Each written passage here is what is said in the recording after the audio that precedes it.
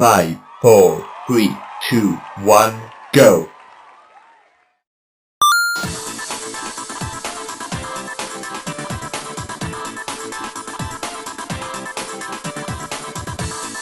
Sayyidina Muhammad ibn Abdullah wa ala alihi wa ashabihi wa man tabi'ahu sunnata wa jama'ata min yaumina hadha ila yaumina Allah. Asyhadu an la ilaha illallah wa asyhadu anna Muhammadan abduhu wa rasuluh. Wa qala Allah ta'ala fil Qur'anil Karim, a'udzu billahi minasy syaithanir rajim. Bismillahirrahmanirrahim. Ya ayyuhalladzina amanu taqullaha haqqa tuqatih wa la tamutunna illa wa antum muslimun. Sadaqallahul azim wa sadaqa rasulun nabiyul karim wa nahnu ala dzalika minasyahidin wasyakirin.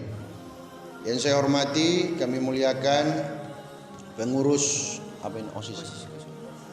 OSIS Madrasah Aliyah Negeri 1 Gorontalo bersama staf dan jajaran. Melalui perjumpaan kita pada malam hari ini, kita bersyukur kepada Allah Subhanahu wa taala karena atas limpahan berkah karunia kita bertemu kembali, bertatap muka. Meskipun beberapa hari kemarin beberapa bulan kemarin kita pernah bertemu dalam buka puasa bersama, dan hari ini kita bertemu kembali, alhamdulillah dalam keadaan sehat walafiat.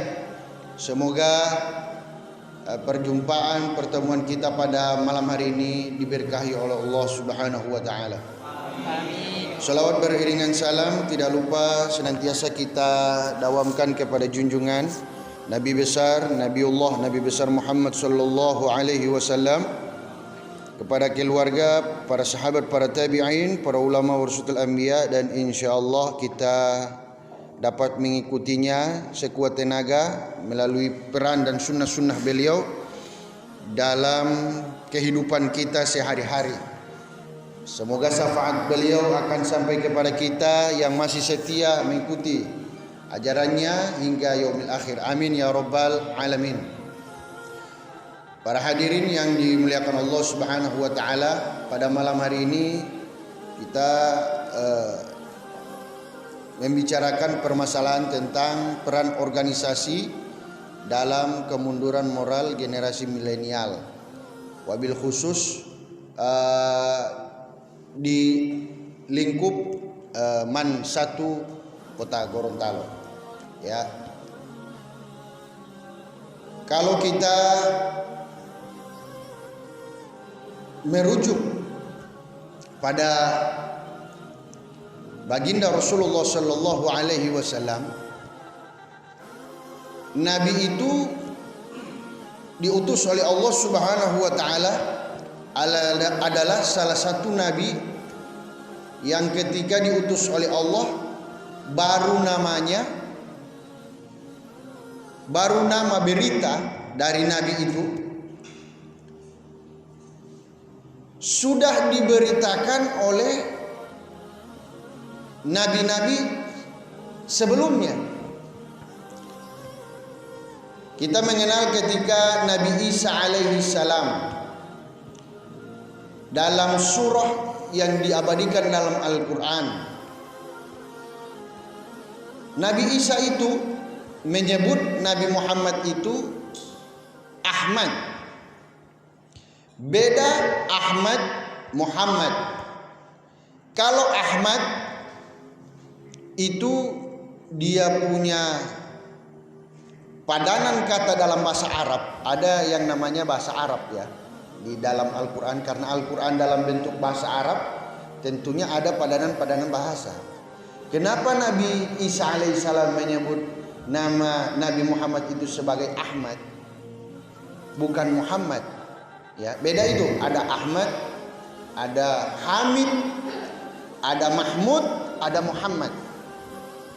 Kalau Mahmud dia istiqomah dalam ibadah hanya satu, dia istiqomah. Dia selalu beribadah, tapi ibadah itu cuma satu, istiqomah dia. Umpama dia rajin sedekah, dia istiqomah dengan sedekah itu namanya Mahmud. Ya. Kalau Ahmad lebih tinggi dari Mahmud. Semua ibadah yang diperintahkan oleh Allah Subhanahu wa taala dia kerjakan. Salat 5 waktu, pergi haji, berpuasa pada bulan suci Ramadan, berzikir kepada Allah tidak henti-hentinya. Dia dalam keadaan duduk, berdiri dan berbaring, dia berzikir kepada Allah, itu namanya Ahmad. Beda dengan Mahmud, beda dengan Hamid. Kalau Hamid dia hanya istiqomah dalam ibadah, tapi hanya satu ibadah dia istiqomah. Umpama dia rajin baca Quran, dia istiqomah dengan bacaan Qur'annya.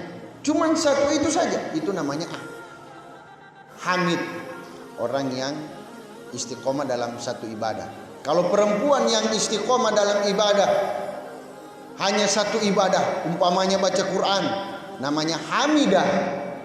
Ya, ada perempuan yang namanya Hamidah. Oh, itu perempuan artinya adalah perempuan yang istiqomah dalam satu ibadah di antara ibadah yang lain. Kalau dia lebih tinggi semua ibadah dia lakukan, dia namanya Ahmad. Tapi kenapa ketika dia sampai pada kita namanya Muhammad, bukan Ahmad, bukan Hamid, bukan Mahmud? Beda juga itu. Kalau Muhammad, dia bukan hanya beribadah kepada Allah Subhanahu wa taala hablum minallah, tapi dia juga mampu hablum minan nas. Di zaman sekarang ya, orang yang sudah ibadahnya tinggi tapi dia tidak mampu sinergikan 5 waktu, kuat berzikir, rajin sedekah, puasa Ramadan, tapi dia dengan orang sombong, itu belum mencerminkan Muhammad yang sesungguhnya. Kalau Muhammad beda dengan Mahmud. Kalau Mahmud, ada yang namanya Mahmud di sini? Tidak ada. Di siswa lain tidak ada. Mahmud itu artinya dia hubungan emosional dengan orang lain baik, tapi cuma dalam satu kebaikan. Umpama dia jujur, tidak pernah bohong. Dia istiqomah dengan kejujuran. Dalam kondisi apapun dia jujur. Itu namanya Mahmud. Tapi kalau dia super baik dengan orang, dia ramah, dia senyum dengan orang, dia jujur, tidak pernah membentak orang, memberikan komando dengan baik, selalu memberikan nasihat, selalu mengayomi, merangkul, itu namanya Muhammad. Meskipun pada saat ini ada yang namanya Muhammad, tapi belum tentu gelar Muhammad itu sama hakikatnya dengan predikat Nabi besar Muhammad sallallahu alaihi wasallam. Nabi Muhammad itu dengan musuhnya saja dia baik. Dengan yang berbeda pendapat dengan dia baik. Itu Nabi Muhammad. Apalagi dalam organisasi, paling banyak organisasi itu silang pendapat. Oh, saya mau begini ketua. Jangan. Begini lebih baik. Ini lebih baik. Dua-duanya itu baik. Tapi bagaimana cara kita memadukan kebaikan itu? Hadirin yang dimuliakan Allah Subhanahu wa taala. Nabi Muhammad itu kenapa menjadi standar rahmatan lil alamin? Karena Nabi Muhammad itu diutus oleh Allah Subhanahu wa taala, innamal bu'istu liutammima makarimal akhlak. Kita semua ini yang hadir di sini boleh jadi kita punya musuh dan musuh itu kita benci. Tapi Nabi Muhammad ya, dia tidak pernah musuhi orang. Orang musuhi dia, tapi dia tidak pernah marah kepada orang yang musuh sama dia. Satu ketika ada ini, kalau kita melihat ya mana yang harus dikedepankan, ya, ego kita, emosi kita, atau kebenaran. Nabi itu lebih mengedepankan akhlak dibanding kebenaran. Orang ini kadangkala merasa benar, benar ini, betul ini, kan harus ikut. Tapi kadangkala tidak berakhlak dalam menyampaikan kebenaran. Meskipun benar. Contoh, mana mau kasih duluan? Akhlak atau kebenaran? Itu saya tanya. Hah?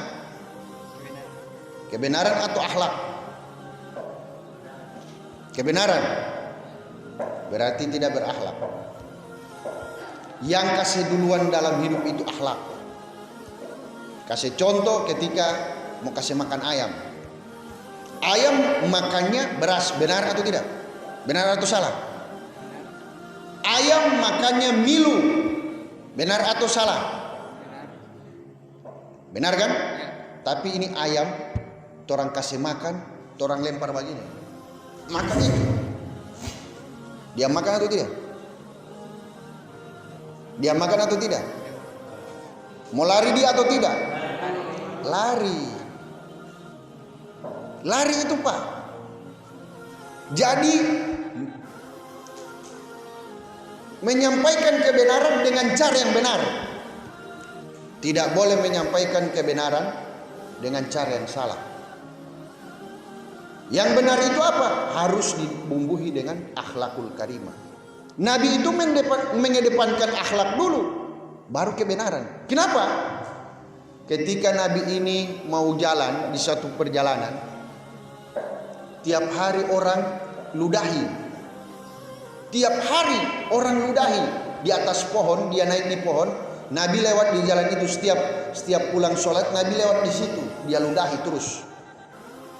Kalau kita orang siswa-siswa atau santri-santri man model, orang pe sahib, orang pe taman baludahi orang dari atas, karena apa orang pe baju, orang so tarik di rambut, baru orang atau perempuan tarik di jilbab, kurang ajar ngana. Siapa yang kasih nyumpang begini ya? Tiada adab ngana. Nabi tidak seperti itu. Dia kasih biar. Tiap hari begitu. Satu ketika, ya, di waktu yang sama, ini orang yang selalu melempari ludah, meludahi Nabi, tidak ada pada saat itu. Ya. Apa kata Nabi? Mana orang ini yang selalu meludahi saya ini? Ditanya orang-orang sekitar, mana terajal itu yang jaga meludahi saya? Dia bilang lagi ada sakit. Di mana rumahnya? Saya mau menjenguk. Oh di ujung sana, wahai Nabi Muhammad SAW. Oh iya, saya mau menjenguk. Ketika sampai di sana dia jenguk. Sehat-sehat tuh dia. So tidak ada yang jaga balik perlu dapat kita. Bayangkan, Nabi representasi kebenaran, tapi dengan cara yang benar, orang ini gara-gara itu masuk surga, masuk Islam.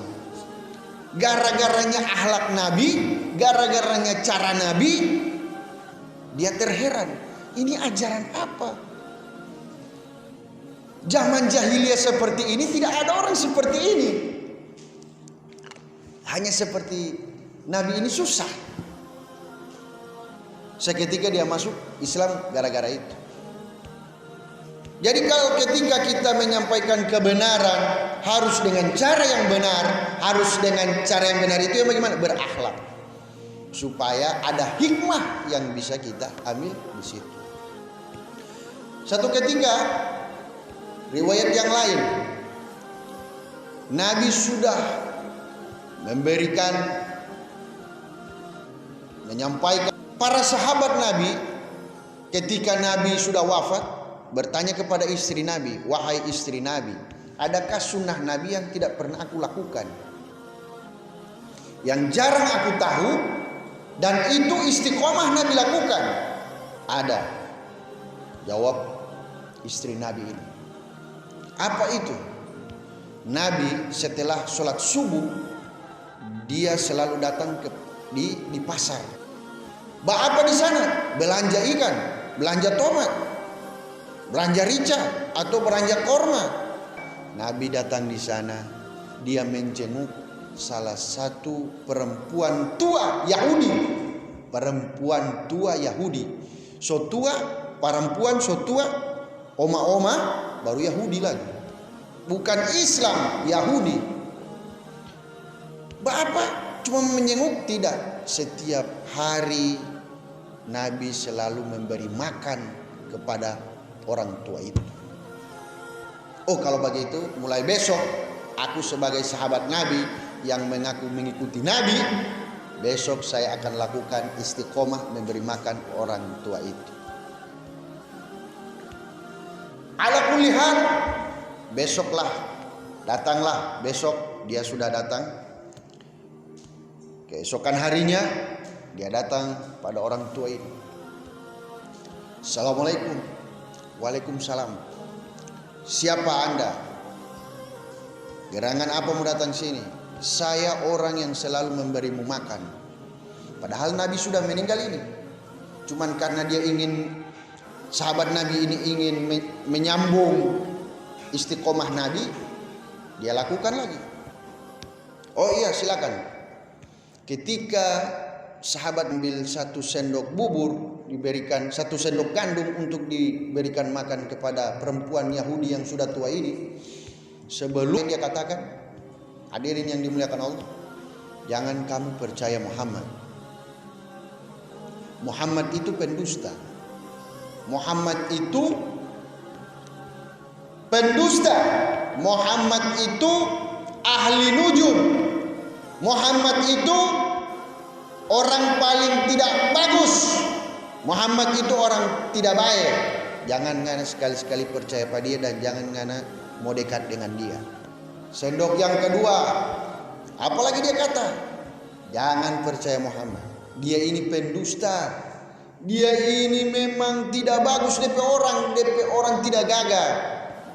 Dia bawa-bawa agama, tidak tahu agama dari mana. Orang pe agama nenek moyang yang sudah lama kita orang sembah-sembah Lata, Uzza, Hubal.